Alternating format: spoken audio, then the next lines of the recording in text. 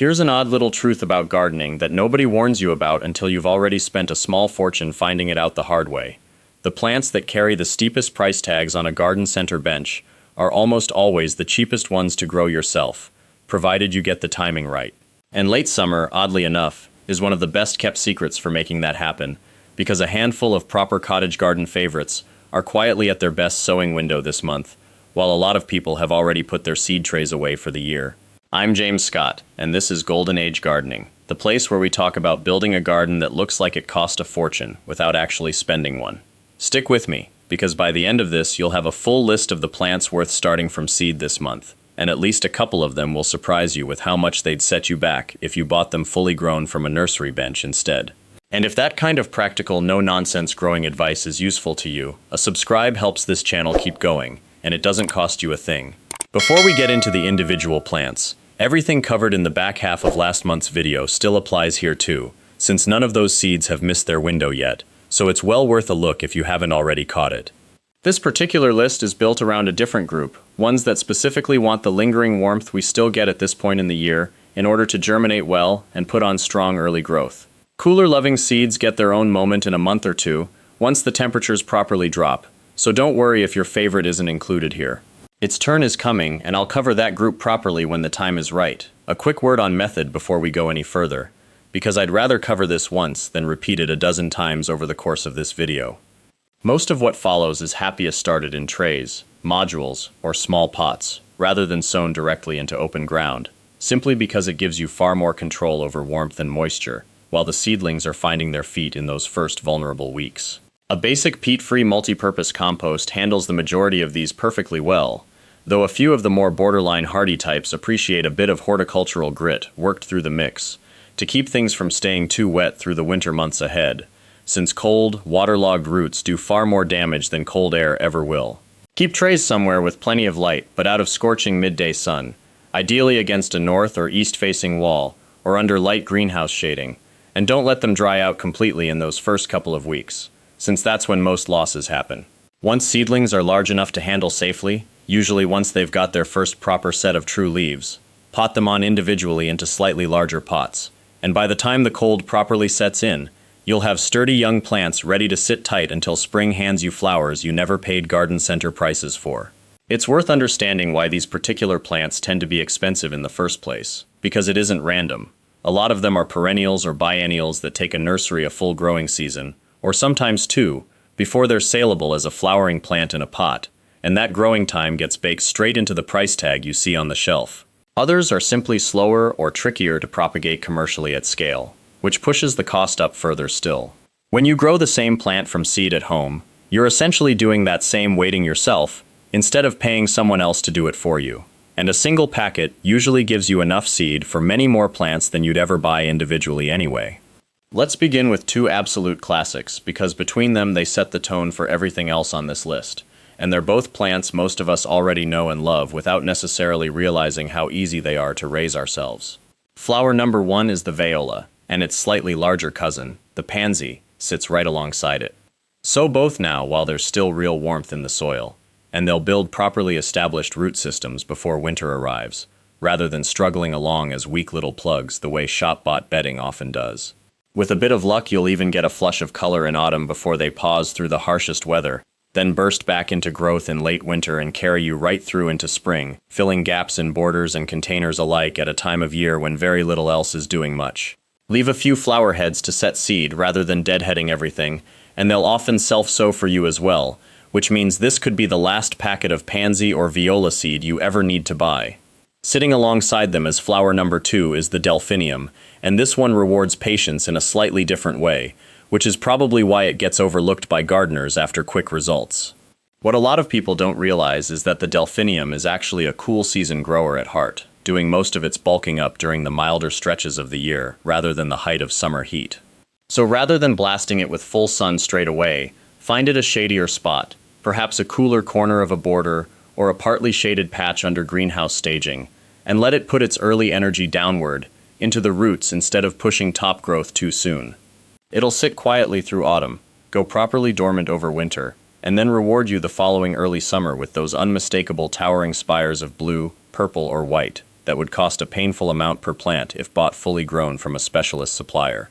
Once established, Delphiniums keep coming back year after year, getting more impressive each season, which more than makes up for the wait involved in the first place. From there we move on to Lupins, flower number 3, and this is one that rewards a bit of experimentation rather than strict control. If you're growing from seed you've saved yourself, treat the color as something of a lottery, since unless the parent plant was a stable, true breeding variety, whatever comes up can be a pleasant surprise rather than a guarantee, and honestly that's part of the fun for me personally. If a specific shade matters to you for a particular corner of the border, buy seed from a supplier who can promise it'll come true to type. Or better still, take a basil cutting from a plant you already know and love in spring, since that's really the only way to guarantee an identical match to the parent.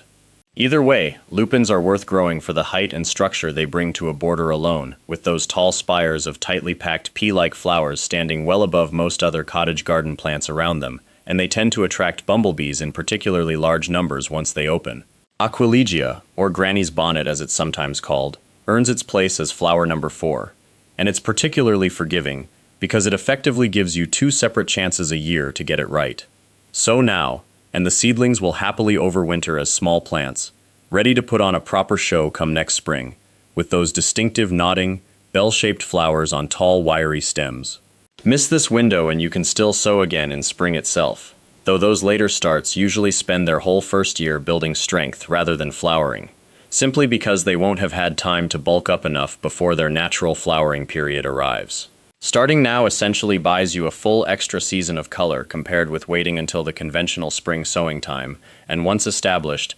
Aquilegia tends to self-seed generously around the garden on its own. Geums take the 5th spot on this list, mostly because of how deceptively expensive named varieties can be once they're sitting mature and flowering in a nursery pot at the garden center.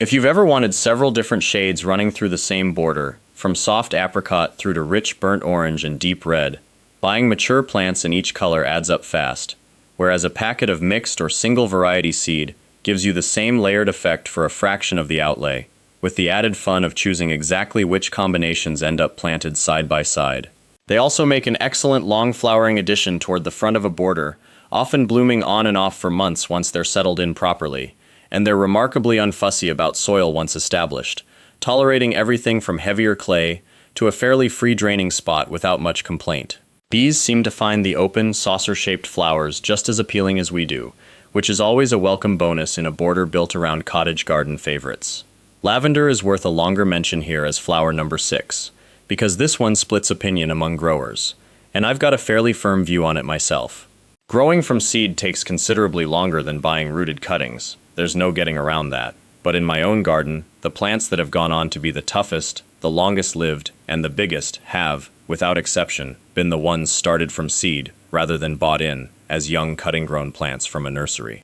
Commercially propagated lavender can be a touch softer and less resilient once it's actually out facing real weather in a real garden, whereas seed-grown plants tend to develop a sturdier, deeper root system from the very start, which matters enormously once winter wet arrives. It's the slower route, certainly, and you won't get an instant hedge of lavender the way you would buying it in as mature potted plants. But a small plant established now will be putting on serious bulk within a couple of years, at a fraction of the cost of buying several mature specimens outright, to line a path or edge a border. I'd be curious to hear in the comments whether you've noticed the same difference between cutting-grown and seed-grown lavender in your own garden, because I doubt I'm the only one who's found this over the years. Yarrow, or Achillea if you'd rather use the proper name, takes the 7th position, and I mean the refined garden cultivars here, rather than the scruffier version you'll spot growing wild along roadside verges and in rough meadow grass. The named varieties, in soft pastels or rich terracotta and mustard tones, are an entirely different plant once they're established in a border, forming flat-topped flower heads that pollinators are drawn to in a way that's hard to overstate, and that also happen to dry beautifully if you're into cut and dried flower arranging. Grow one good specimen from seed and you may never need to buy another, since Achillea divides and propagates so easily once mature that you can end up with far more plants than you know what to do with within just a couple of seasons. It's also remarkably drought tolerant once its roots are properly down, which makes it one of the more forgiving plants on this list if you're prone to forgetting to water during a dry spell. Forget-me-nots earn flower number 8, particularly the Chinese variety, if you fancy something a little different from the common self-seeding type, that's probably already popping up uninvited in your borders and gravel paths. The Chinese forget-me-not grows noticeably taller, carries a slightly pinker undertone through its blue, and flowers around the same general period as its common cousin, so the two can sit beautifully alongside one another in a border without competing for attention or looking like a duplicate planting. Agastache, flower number 9, is one that seed packets insist should only be sown in spring, and honestly, that instruction has always struck me as caution rather than necessity, based on what I've actually seen happen in my own borders. Sowing windows printed on the back of seed packets tend to be conservative estimates rather than hard rules, and Agastache is a good example of a plant that will happily establish from a late summer sowing, spend the cooler months quietly building a solid root system below ground, and reward you with a proper flowering display of its tall, densely packed spikes the following year, regardless of what the packet suggested.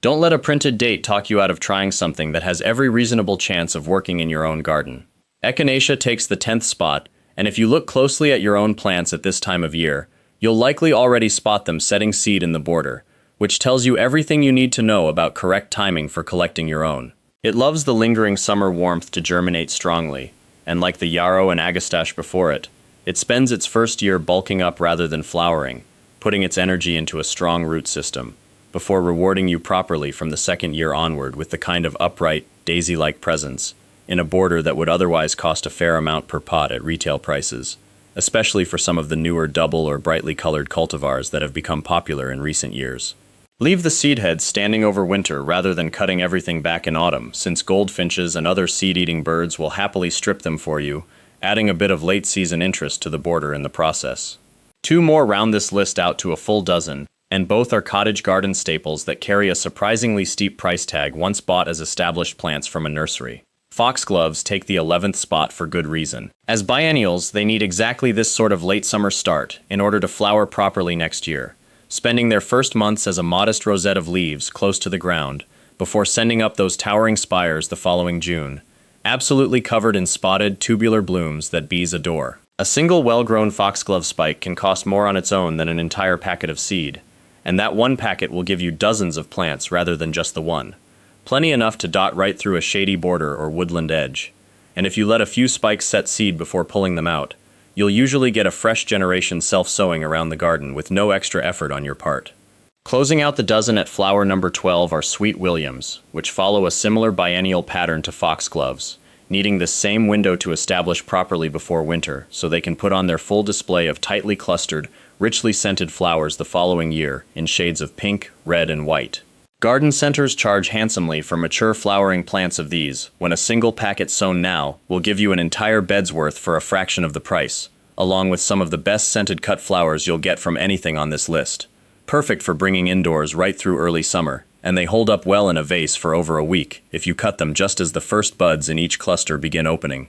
That's 12 plants worth getting started this month, and if you take nothing else away from this, let it be this. Don't let a date printed on the back of a seed packet dictate what you believe is possible in your own garden. A lot of the advice repeated endlessly across gardening channels exists because it's safe and familiar, not because it's the only way something actually works. And the hobby tends to reward people willing to go a little deeper than the surface-level tips that get recycled everywhere. If you're new to growing from seed, don't expect every single seed to become a thriving plant either. Sow generously, and accept that out of dozens of seeds you might end up with a modest handful of strong survivors, and that's entirely normal, not a sign you've done anything wrong. It remains by far the cheapest way to fill a border with plants that would otherwise cost a properly eye-watering amount of money to buy in, as mature specimens one pot at a time, and it's a deeply satisfying feeling looking at a border full of color and knowing you grew every last bit of it yourself from a handful of paper packets. If this has given you a few ideas for what to start this month,